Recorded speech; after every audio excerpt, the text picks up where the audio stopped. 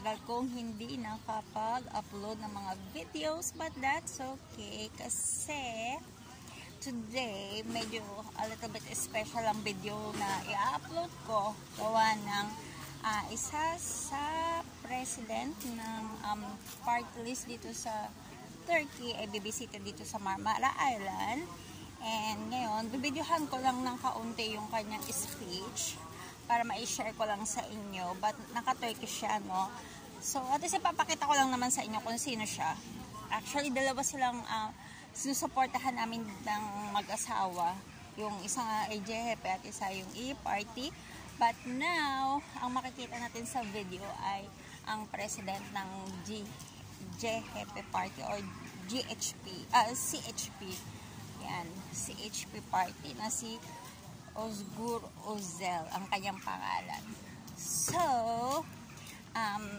panoorin nyo lang at hindi maintindihan kasi ako rin naman ibang sasabihin, hindi ko rin maintindihan yun. Yung kaunti lang. So, yan na guys, panoorin nyo yung kanyang maliit na mai-upload kong video ng kanyang speech. And so, let's watch this. Dönemde. Biz polis buradaysa bunu şart görevine sayılsın. Devlet memuru buraya tayin geldiyse en uzak yere gitmiş gibi sayılsın. Buraya güle oynaya gelsinler.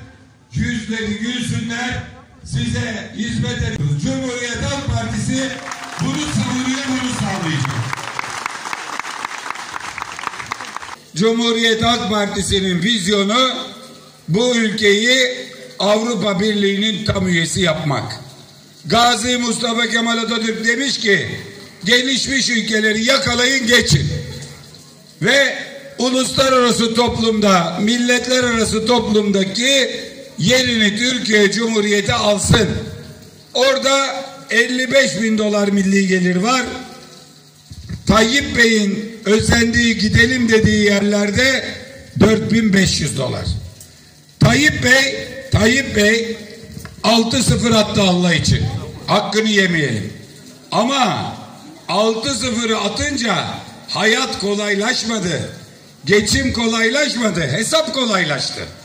Neden? 6-0'ı masraflardan da attı, maaşlardan da attı. 6-0'ı etiketlerden de attı, cebinize giren paradan da attı. Cumhuriyet Halk Partisi gelince öyle 6 gol atıp 6 gol yiyen amatör lig takımları gibi değil. Size golü yedirmeden bir gol atacağız. Diyorlar ya 1-0 olsun bizim olsun. Bir tane 0 atacağız. Ama maaşlardan değil masraflardan atacağız 0'ı. CHP gelince bir dönem değil, bir dönemde yarısı zor olur. Ama 10 yılın sonunda Türkiye hem Avrupa Birliği'ne girecek hem oradaki ülkeler kadar güçlenecek. 10 yıl sonra şöyle hesap edin. Maaş bugünkü maaş gibi olsun. Masraflardan bir 0 atın. Yani ulaşım 500 lira değil 50 lira. Dana kıyma 55 lira. Kuzu pirzola 70 lira. 1 litre rakı 140 lira. Hesap böyle.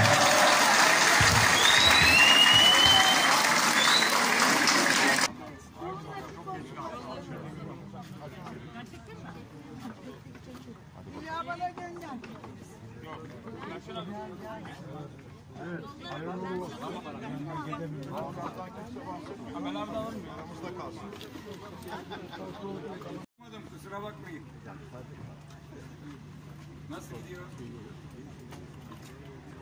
Görüşürüz. Hayırlı yolculuk Genel Başkanım.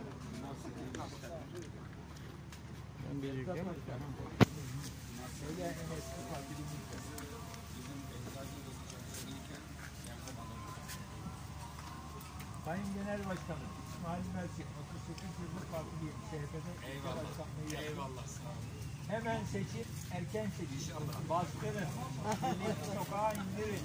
Hadi bakalım. Şöyle ben de ortadan bir çekeyim kardeşim. Bir an önce seçin. Mehmetciğim hoş geldin. Vekilim hoş geldin. Satıyoruz. Açamamız lazım.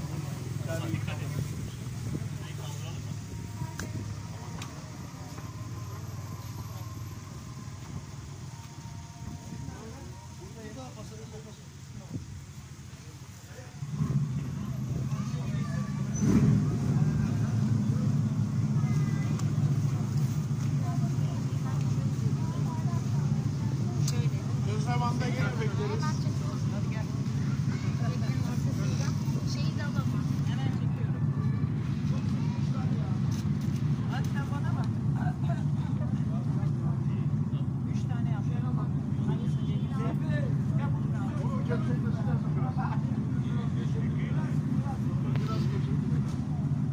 Yine gelin adaya. Havalı içeri almalar lazım. Havalı. Bekliyorum. Hüseyin, havalı içeri al.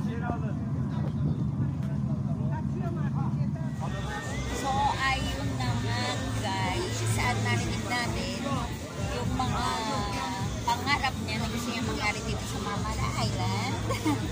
At after ng kanyang ano tawag dito, yung pag-i-speech niya, ipupunta naman siya doon sa kabilang island, which is yung Ausya.